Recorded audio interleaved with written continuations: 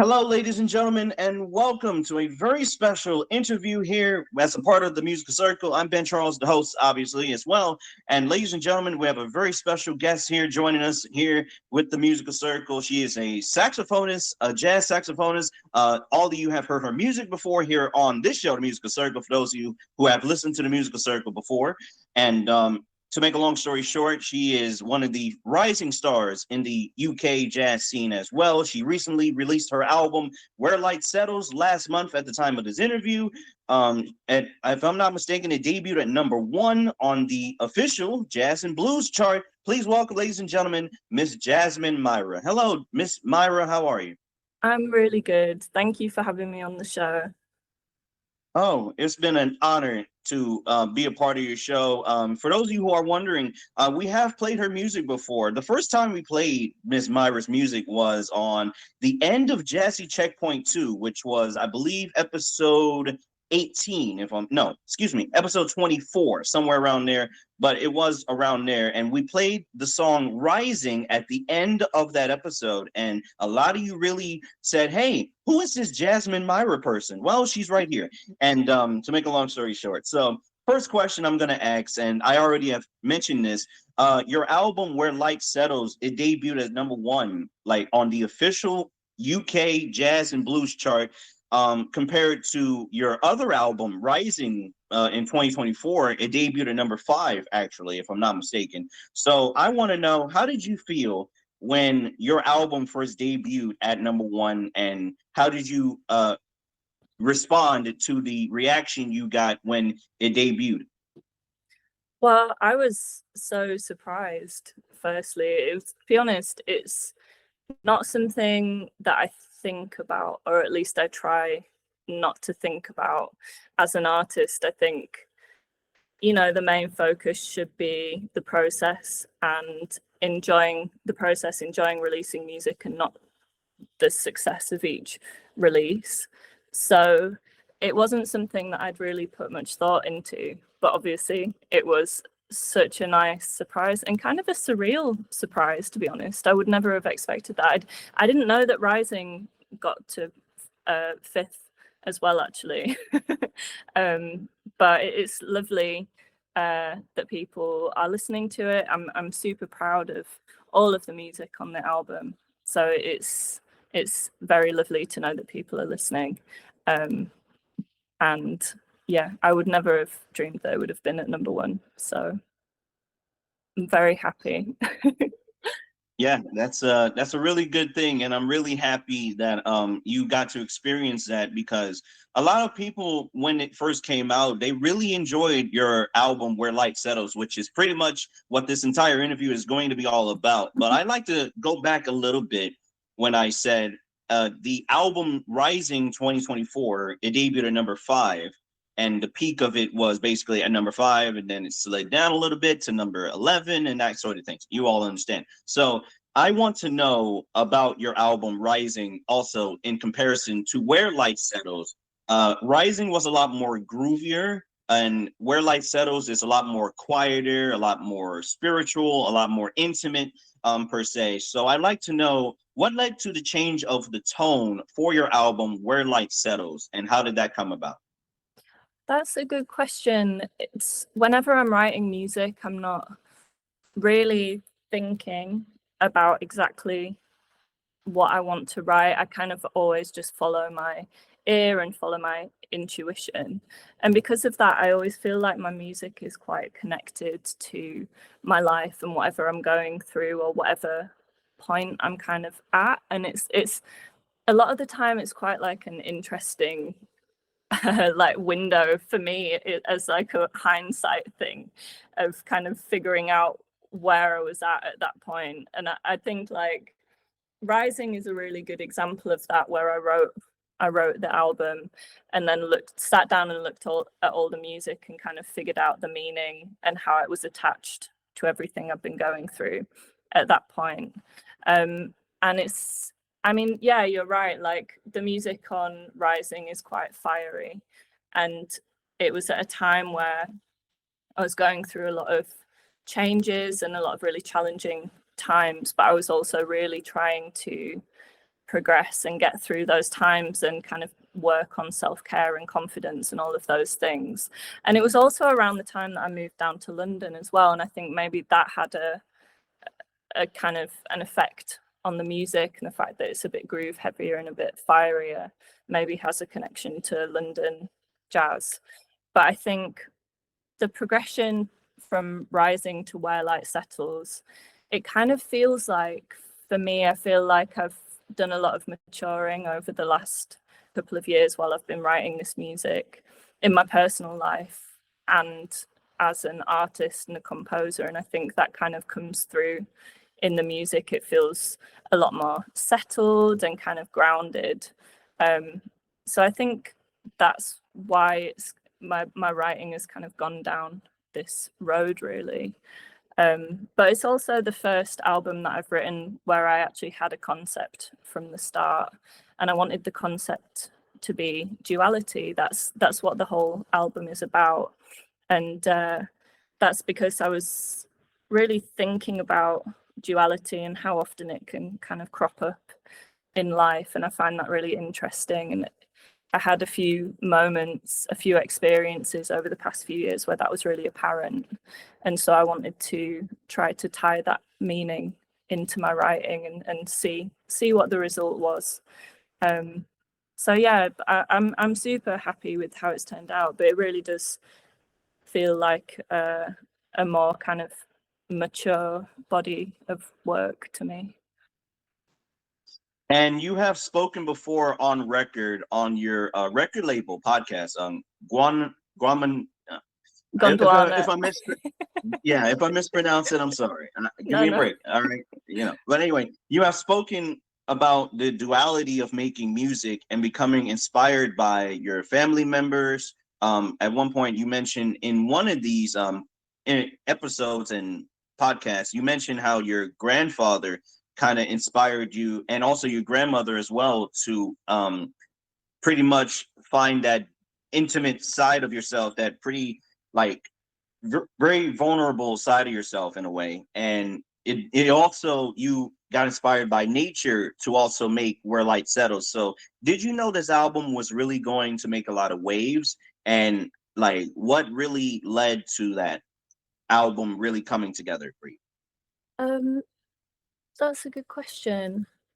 I mean, yeah, it's like I said before, I tried not to think too hard about the outcome and how it's going to be received. I think it's a really difficult one, and I'm sure most artists who are doing this full time can relate to this.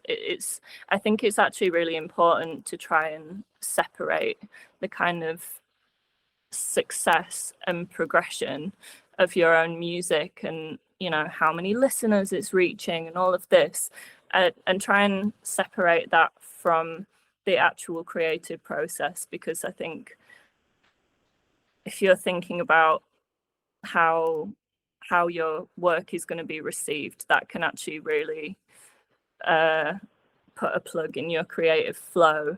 And I think it's just not a productive way of trying to make art that is good, So I'm really never thinking about if it's gonna kind of make waves or how it's gonna be received. But I wanted to write music, and this is always the same. It's like I said before, that feels connected to something that I'm going through, that feels authentic. And over the past year or so, the connection to nature. I mean, I mentioned that I moved down to London about 3 years ago, and I used to live in Leeds, and which is where I grew up. And I mean, I love London, and it's such a cool and vibrant, exciting place to be. But I do feel more detached from nature living here, and it's become apparent to me over the past couple of years that that's actually something that is really important, that's a part of my identity, that I've grown up with, spending time in nature and in green spaces, that I don't get to do as much now that I'm down here. And so the inspiration of nature in the album is something that I've been trying to reconnect with while I was writing all of this music. And so maybe, you know, that affected the sound as well, the kind of calmness and space and spirituality. But yeah, it's has the connection, like you said, to like family as well. And the story that I told with my granddad, that was a really special experience, and just such a wonderful example of duality and why I wanted to write all of this music.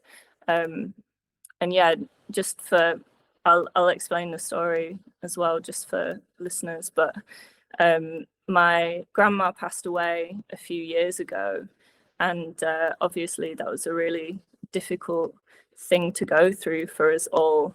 But the kind of silver lining to come out of that was, since her passing, my relationship with my granddad has just become so much deeper, and that's something that I'm really grateful for and has been really beautiful. But that's obviously so like such a kind of difficult thing to wrap my head around, those two opposing emotions. And it's such a bittersweet kind of thing to come out of it. And yeah, it's moments like that in life that just feel really poignant to me, and I think there's something beautiful in that. And it crops up so often. Duality is such an interesting topic for me. That's good to hear, and I really appreciate your perspective on this, because on Where Light Settles, which we're going to now get into now with the album, actually, you know, we're going to actually talk about this album. So I want to know about this song you have on it. It's called Reflections. It's right after the intro. Tell me, what was your mindset about Reflections? And Reflections actually first came out as a single, I think it came out as a single. Yeah, it was the first single. Yeah, right. It came out as a single, and then it got onto the album, of course, and everything. So I want to know, how did Reflections get on the album, and what made you put out Reflections in the way that you did? Reflections was actually one of the first tracks that I sat down and wrote when I knew that I was writing this album. And it's the track that I think it has the most inspiration taken from nature. I was on a writing retreat when I wrote this one, just sat in a field in the middle of nowhere. And yeah, I wanted it to be the first single because for me it really kind of encapsulates this new sound, and like the direction that my writing has gone in, which is a bit folkier, and it has the strings tied in there as well. And my thinking behind it, I mean, I've been listening to more kind of folky artists in the lead up to writing this, which I don't always have an intention when I sit down and write. I kind of just see what comes out, if that makes any sense. Yeah, I got it. It's very interesting how you're very observant of nature, and so you seem like this pretty reflective kind of woman, basically, who just uses different things about nature and pretty much combines it all into this experience for not only the listeners but also for the people who listen to the album and everything. So I also want to get into also another single that you dropped, and there's a music video that also is attached to this video. It's called Likeness and Shadow. This is what we played on episode 112 of the Musical Circle about a month ago, maybe 3 weeks ago, somewhere around there, close enough. But either way, how did you feel when that music video dropped? Because the music video at the time of this interview was like near 100,000 views. You know, people are really enjoying it and stuff like that. But how did you get inspired? How did Likeness and Shadow form in the way that it did? I was listening to an artist called Aruj Aftab, I think Energy, Yes. and I was sitting just listening to this album over and over again, trying to figure out like how does she how does she get that into her sound, and what is she doing with her band? And it started with the harp part. There's a really driving harp part, which was like the bass, and then I just kind of built every other part around that. But it is, I really love this one actually. It's kind of different from anything that I've written before, but I really like that about it. Wow, that's really interesting that you put it like that. And if I'm not mistaken, a rooftop. Yeah, I got it. Okay, I got it. Got it this time. So she's a Pakistan singer, if I'm not mistaken, right? And it turns out that research, I actually listened to her songs and everything. I actually had to listen to her music, and I realized, okay, I see where the inspiration is coming from. You mentioned earlier that you have folkier artists and also other different kinds of musicians, well, and artists you listen to as well. So would you like to elaborate and give more of like basically name the kind of artists and musicians you have listened to during this process of Where Light Settles? Yeah, sure. I was listening to No, I'm sorry. Madison. Oh, Madison Cunningham. Okay. Yeah. I was listening to a lot of there's a film score writer called Dustin O'Halloran. And I was listening to a lot of his music as well. And I think that's why in some places the music on Where Light Settles is quite like cinematic and kind of, yeah. So yeah, that was, I'm trying to think who else. They were the main inspirations really, as well as like my usual inspirations. Like, I mean, I always talk about Kenny Wheeler and like Bonobo as well. Who else? Shabaka as well. I'm super inspired by his melodies and his writing, and Alabaster Plume as well. I was listening to a lot of his music while I was writing this album, and I think he's probably influenced me in a big way as well.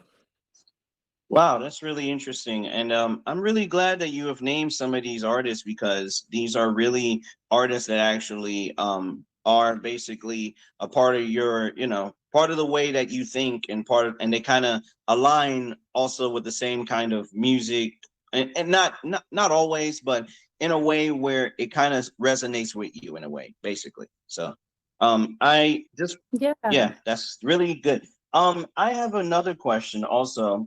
So after Likeness and Shadow, which you have provided a lot of context and perspective on this, there's another song after that. It's called Some Rain Must Fall, and it's a much softer song than Likeness and Shadow. And I realize it starts with a piano, and then of course with your great saxophone playing, and then basically it just it's a much softer song, but it has a lot of reflective, and it's kind of like a melancholic kind of undertone in a way. Can you explain to me how Some Rain Must Fall basically became this very dreamy, very ethereal kind of song?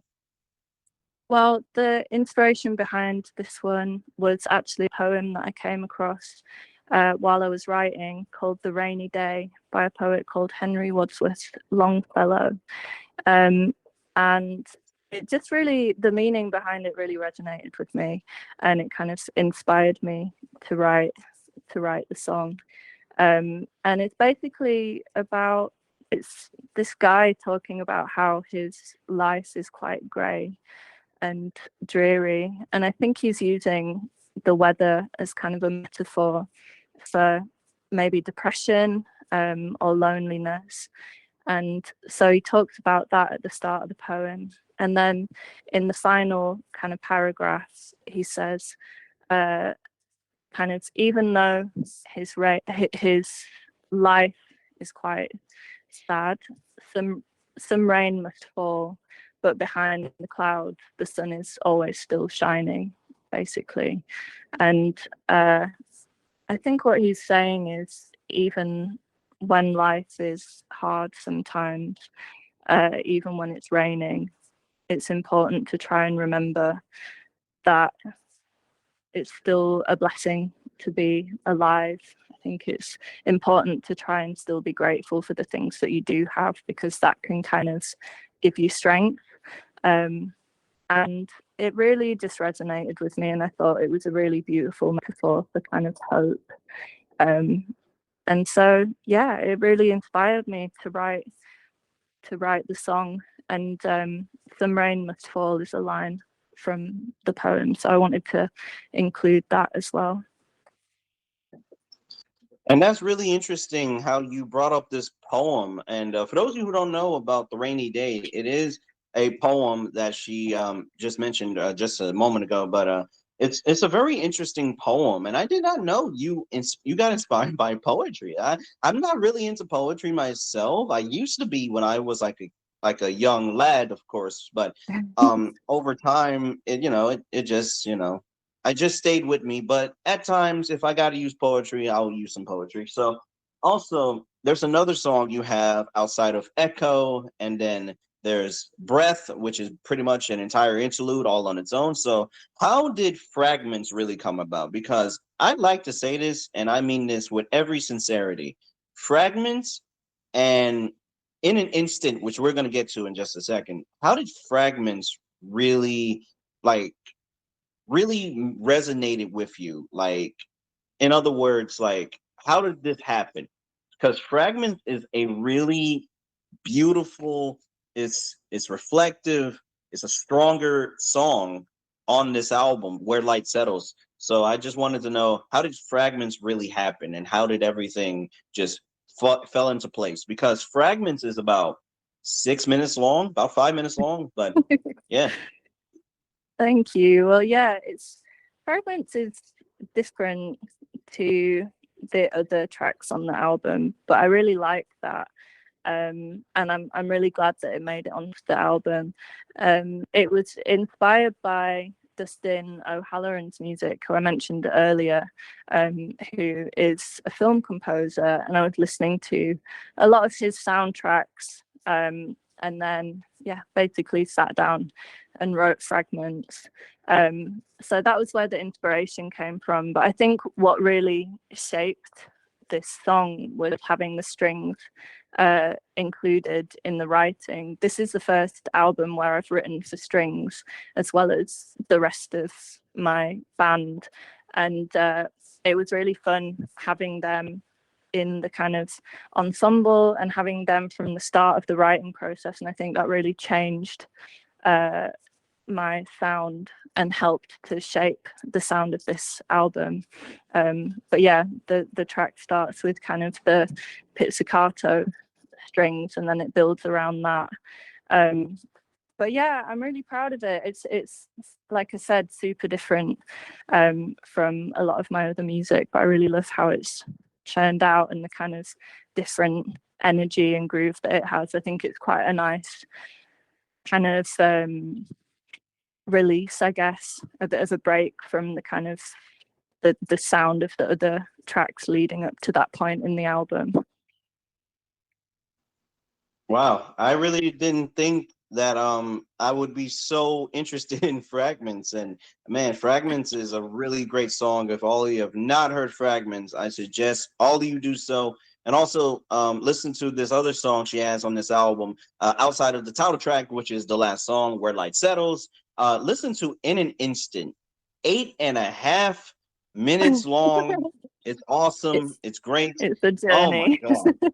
Oh my God. It's worth it. I'm telling you, it's worth it. Oh my God. When I heard In an Instant, like when this album came out, when I heard this song, the first thing I said was, oh my God. I'm like, why is this song so good? like, tell me, how did In an Instant, was it like a part of like a session that you did where you just wanted to just have fun with it and everything? So I just want to know, how did In an Instant really happen? Because I understand you have like an in-house band, you actually have a legit band. For those of you who are wondering, she has a a band where like they perform all of her instruments. Like for example, one dude would play the piano, another person would be playing the clarinet and that sort of thing. So how did that come about in an instant? In an instant, I actually started writing this one way before I was writing this album. It was a track that I was kind of uh, sitting on. I guess I had started writing it and didn't know how to finish it, so it was just sat unfinished on my computer. And I realized that In an Instant features a tenor saxophonist called Matt Carmichael, whose music I've been a huge fan of for years. And when I was writing the album, I decided that I would really love to ask him to feature on a track. And I thought about this track and how I could shape it to kind of work for him as a feature, and that's how it kind of came to be. So I wrote it for him basically, but yeah, I'm so proud of this one. I think I don't have a favorite on the album because each track is so different, and each track I hope and I feel like has something different and special about it that I like. But in terms of the writing and arranging, and just everyone's performance on In an Instant, I'm so happy with it. And it if I had to pick a favorite, it might be this one. I'm really chuffed with how it turned out. Oh man, that's really good. You already answered my next question, so there's no reason for Oh, me to ask sorry. you. No, no, it's fine. No, no, it's cool. But that's really interesting that you don't really have a favorite for this album, and maybe that's a good thing because sometimes with certain albums and everything, there's not really a lot of legit. I don't really have a lot of favorite like songs really. For like, if I just like an album, I just like the whole thing. Like I don't even Yeah, pick out a song from it. I just like the whole thing. yeah. That's just how it is. Is it I like that feel for you? like every track.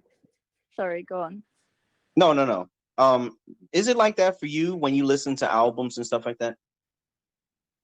Uh, yeah, I think so. I think like every album and all of the tracks on it, like each track is contributing a different thing generally. I mean, there are some albums where there are like the main singles, and some albums you listen to have a bit more, a few tracks that feel more like kind of filler, I guess.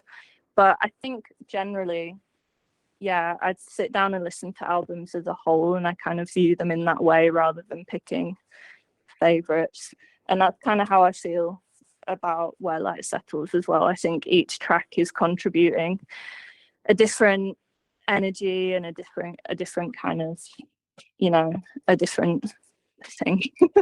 Can't think of the word, but each track has its moment, and that's why I don't really have a favorite or think of it in that way.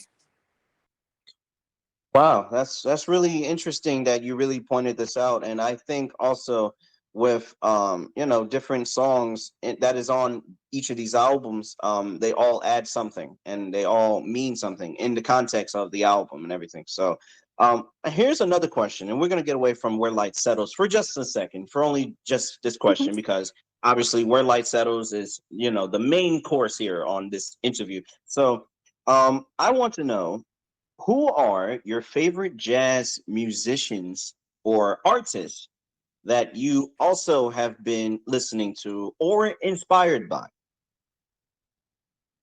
That's a good question. My mind always goes blank at these moments. Well, I take your mean, I time. mentioned I mentioned Kenny Wheeler before.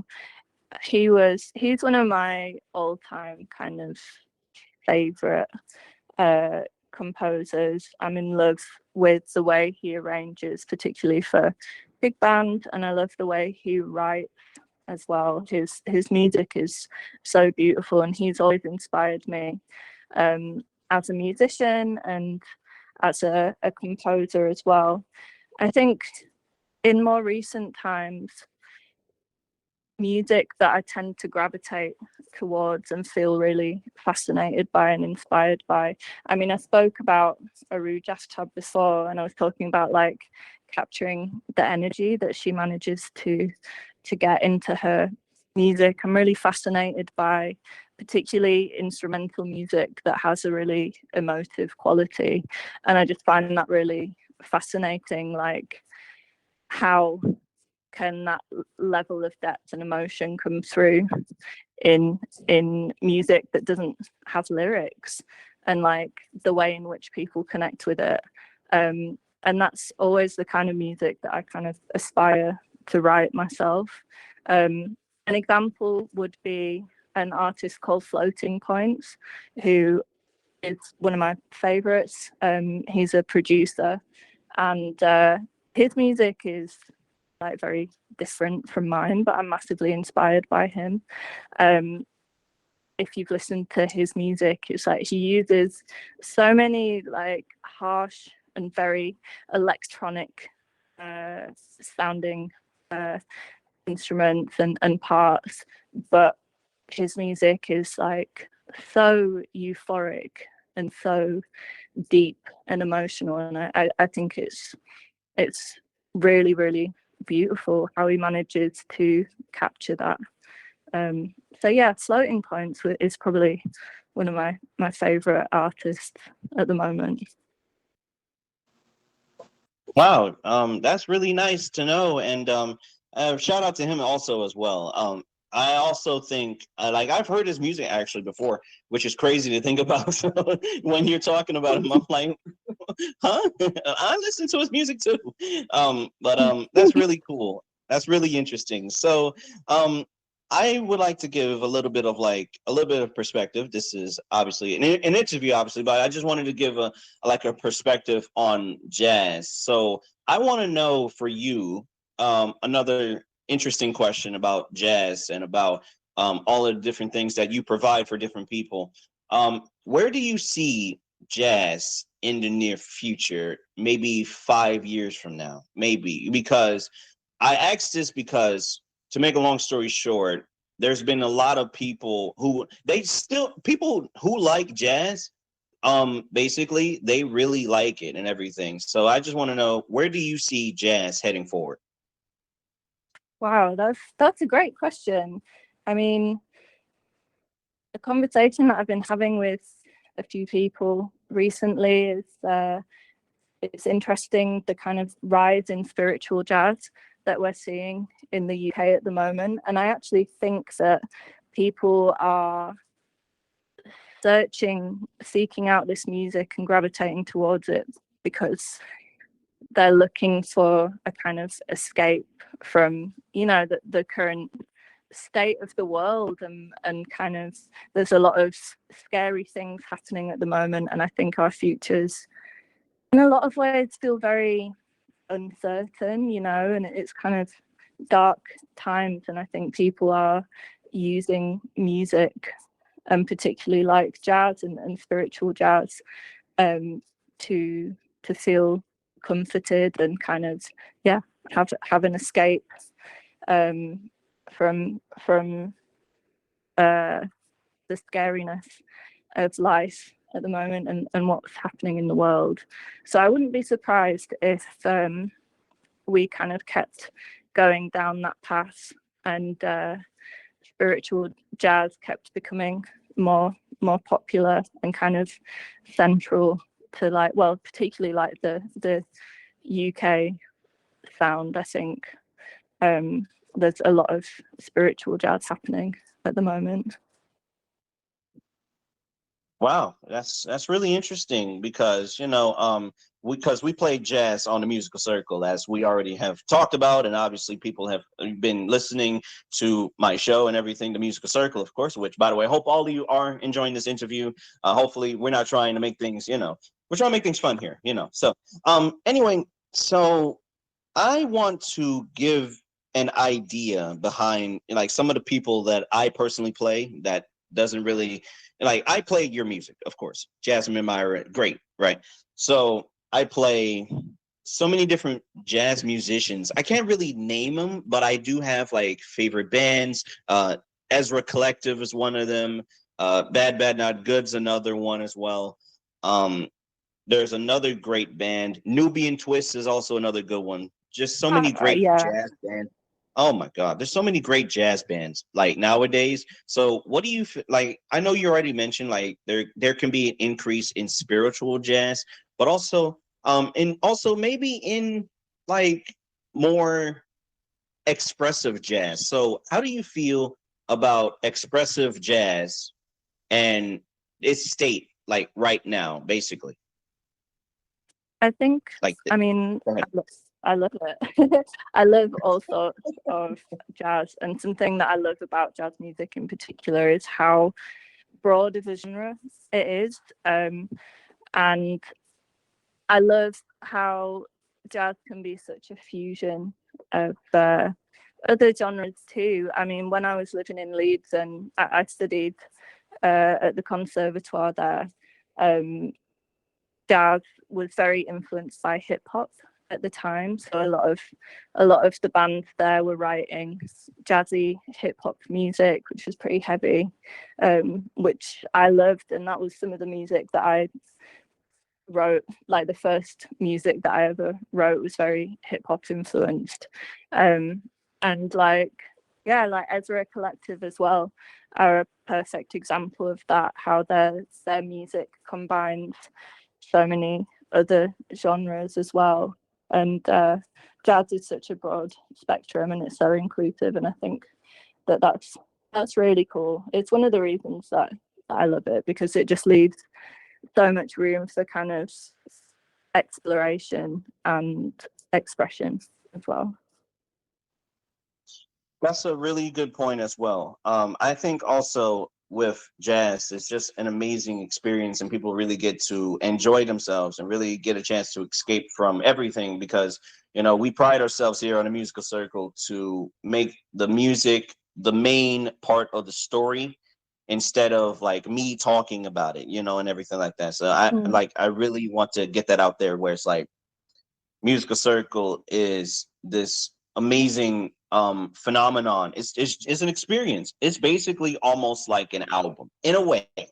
In a way, like basically it is. It basically is. There's different parts of the album.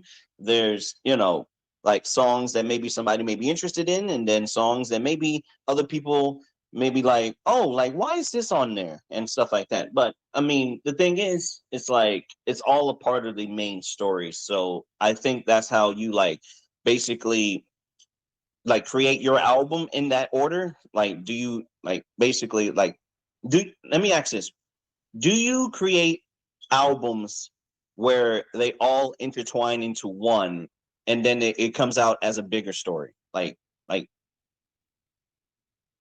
I'm not sure what you mean. Sorry, could you okay, explain? let me rephrase that. explain Let me that? rephrase that. Let me rephrase that. I'm so sorry. Let me rephrase that. No, um no, you're all good.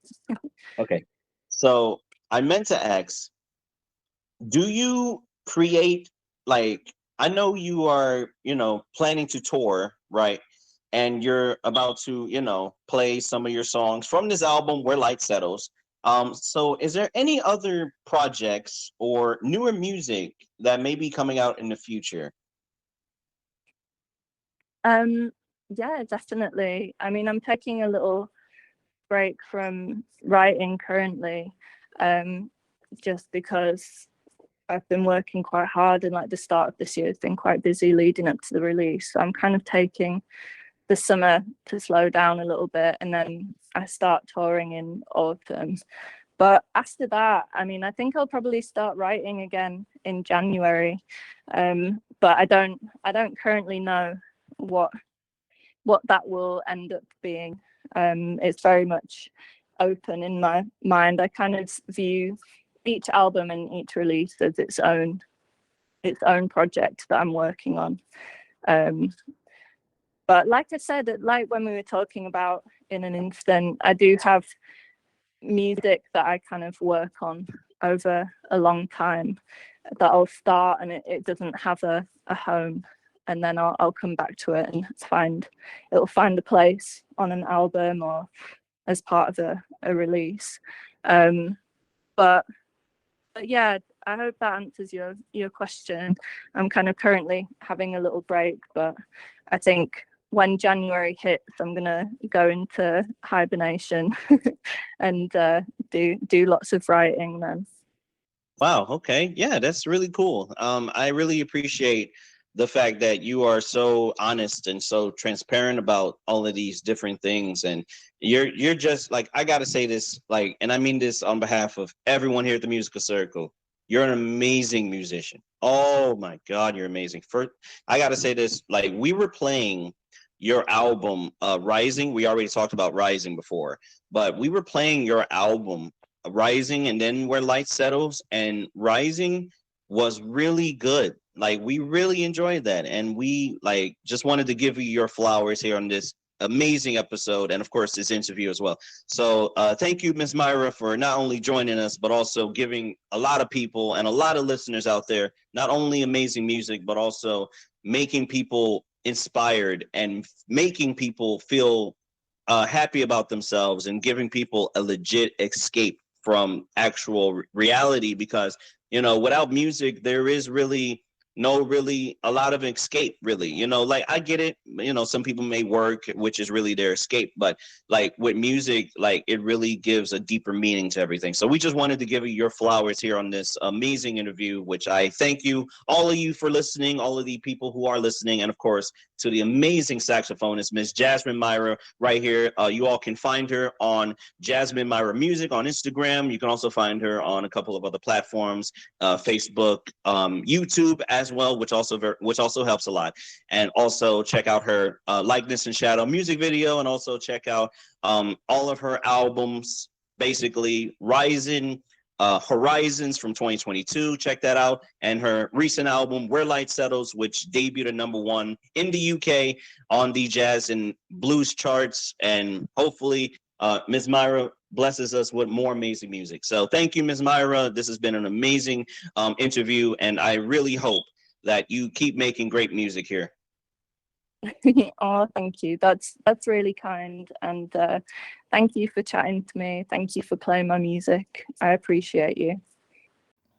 I would like to thank the wonderful Miss Jasmine Myra for the amazing interview, which I hope all of you enjoyed, because this is, of course, the end of the interview. Thank you all so much for listening to this interview with Miss Jasmine Myra. You all can listen to her album, Where Light Settles, on all streaming platforms, including Spotify, YouTube, of course, YouTube Music, Amazon Music, and many other streaming apps all over the world. And as a homage, a tribute, of course, to her new album, Where Light Settles, we're going to now play the last song on Where Light Settles. We're going to play the title track of the song, and it's called Where Light Settles by, of course, Miss Jasmine Myra, which I hope all of you enjoy, and I hope all of you enjoyed this entire interview. I'm Ben Charles, the host of The Musical Circle, and I will see you all tomorrow for the Road Trip Mixtape.